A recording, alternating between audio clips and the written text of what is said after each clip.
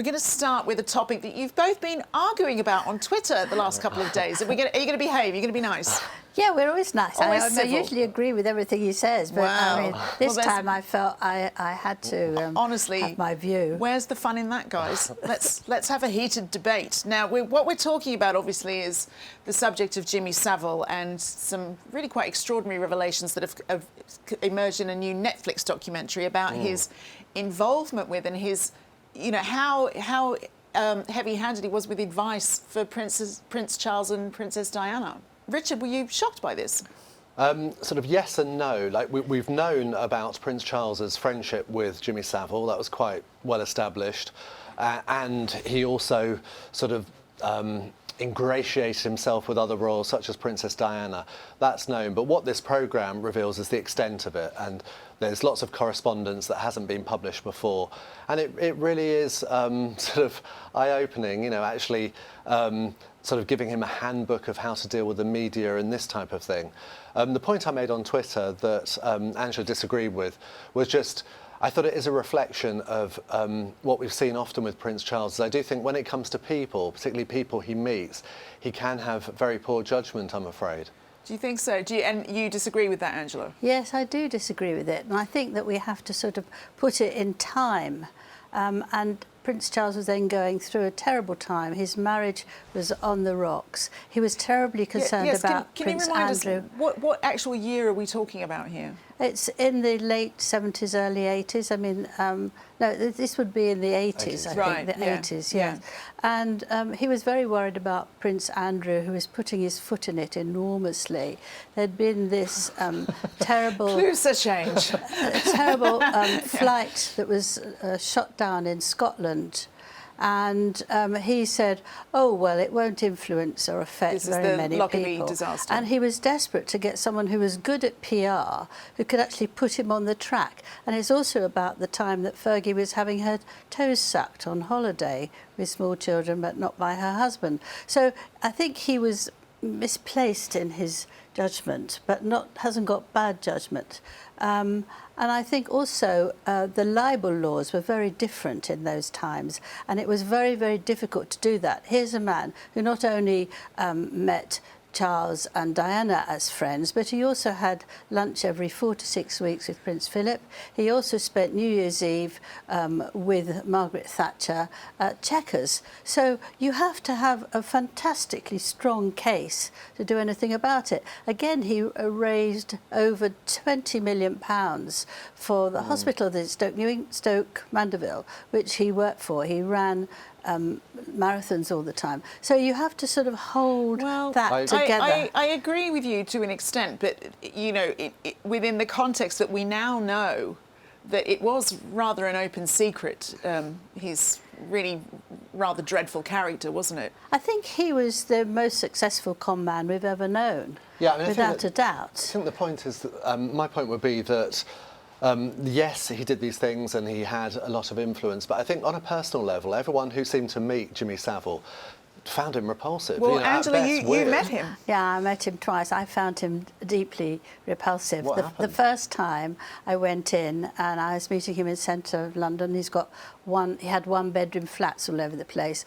and he took my hand. I thought he was going to shake it, and he started licking me from my fingers all the way up to my elbow, which I can tell you made me nearly sick. I feel like being quite sick right now. And that was when you were there to interview him? I was there to do an interview with him, yes, and it shook me. It was very difficult. But I did put that in. I was working for You magazine at the time, a long time ago, and I even mentioned it to the news desk, but it was this block of difficulty with the law to do anything about it, and the fact that he had all these extremely highbrow people, not highbrow, but people from the royal family who were his friends. It was very, very difficult. I did go back because I was determined to beat him, and after 9 months I asked him if I could do another interview with him. I don't know whether he thought I'd changed my mind about letting him lick my arm, but I went in and I said if he tried to do that again, I would punch him in the face. He thought that was very funny, but I wrote a much, much tougher piece about him. But I still feel that he had an exceptional way of making people a little bit scared of him, but also trusting him. I mean, for the BBC, he did Jim Will Fix It programme where he sorted out things that people wanted. And there were over 20 million people who would watch it. I mean, with Prince Charles, it's slightly embarrassing, isn't it, that this revelation is coming out really hot on the heels of the whole Cash for Honours scandal, isn't it? It is, and that was my point, that I do think he has poor judgment. I mean, let's take, for example, well, this wasn't the only paedophile. There was also the Reverend, I think it's Peter Ball, was Bishop Peter Ball, who, even when it was known that he was being prosecuted, the royal family helped get him off. And then Prince Charles gave him a house on his Duchy of Cornwall estate to live in. So there was that. But then with the charity that you mentioned, who did he put in charge of his charity? It was Michael Fawcett, who was a man who'd been sacked not once, but twice. So he put him in charge of recruiting people. I mean, and some of them were people like James Stunt, this very colourful figure, who actually supplied, I mean, this is unbelievable, but he actually supplied fake paintings to put on the walls. That's is Petra Eccleston's ex-husband. Yeah, so you had on the walls of a royal residence these fake paintings. It's very embarrassing, but it does seem to happen time and time again. I mean, that's a consistent little track record that Richard's just gone through there, Angela. Yes, but I think that one of the problems is that, you know, for all the number of aides he's got, most of them are yes men. Most of them are frightened to tell him what they really think because they don't want to say no to him. It's interesting you say that, because I was going to ask you if in modern media times that situation would not have happened with Jimmy Savile, but that would indicate that perhaps people are still frightened to actually give Charles blunt advice. I think they are. I think they are. It's very difficult to have somebody to tell a future king how they have to think and what they have to do. But just one step back, Prince Charles did ask his great uncle, Louis Mountbatten, who he adored. He got on with him incredibly well. And for a character description of Jimmy Savile, and he gave one that was absolutely fine and encouraged him. So it wasn't as if he didn't do anything on his own to try to find out. I know. I should point out for balance, though, that since Mountbatten's death, there have been claims that he was a paedophile himself. Oh my goodness! Yes, this is just. Is there anyone who's not a paedophile, please? But Prince Charles didn't know that. I mean, he needed some help. He needed someone who he could feel he could really trust. And I think with aides, they're very good up to a certain extent. But I mean, Camilla would have probably made a very big difference. Well, look, yeah, quite possibly. Before I lose the will to live thinking about how many rum characters there are out there, let's move on. Richard, you had a story this week, very interesting, about a development with Meghan's podcast. Oh my goodness, before we published this story, I said to my colleague, can you please check this wasn't an April Fool?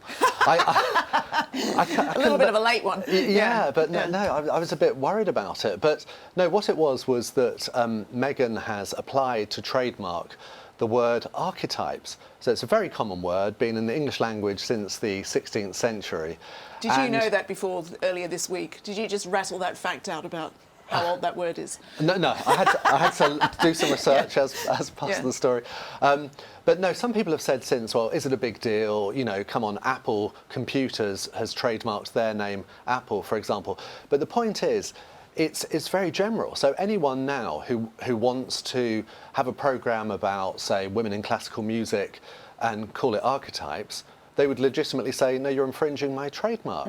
So the idea of just trademarking and owning a word like that does seem quite strange. But Apple doesn't stop you saying Apple. It doesn't stop you giving recipes for Apple things. No, but it would stop you launching a company or a product called Apple. But there are already products and companies that are using Archetype, aren't they? Already. There's quite a few, all round the country. But is this not a case, you know, it's all very well and it's fun for a story to sort of like make Meghan the architect of that, if you will. But is it not just her lawyers doing sort of like a due diligence sort of mind sweep through, you know, the kind of thing that all lawyers do when it comes to copyright? Well, I think she controls her lawyers as she controls her PR company, and I think she's a very, very strong, determined woman, and she wants to control things. I mean, she always talks in global terms. Even when she was here in the UK, she would never say what I want to do for the United Kingdom or what I want to do to England.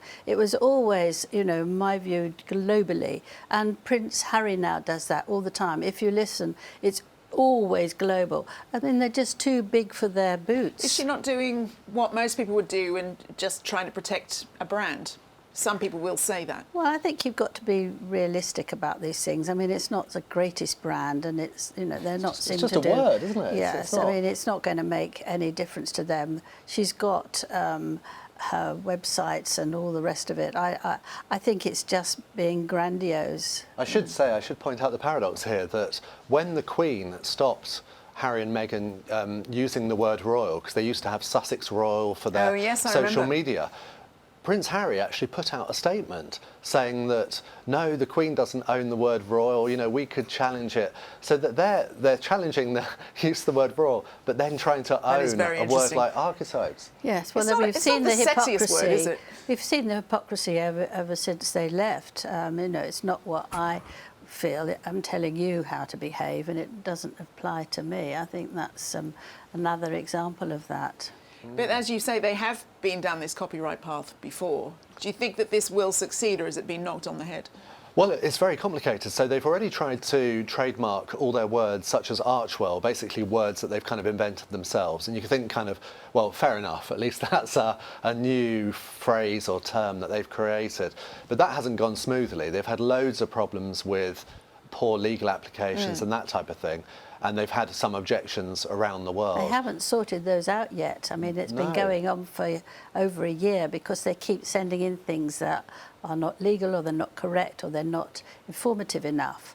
So, I mean, the amount of money they must pay their lawyers is absolutely incredible. Wouldn't you love to be their lawyer? I mean, it must just be work after work. I know that. I don't know if this will make the final cut, but the amount of, like, you know, emails we get every day. The Duke and Duchess of Sussex to have a legal complaint about. I know, it's nice work if you can get it. I haven't received a legal complaint yet about this story, but I'll keep you posted.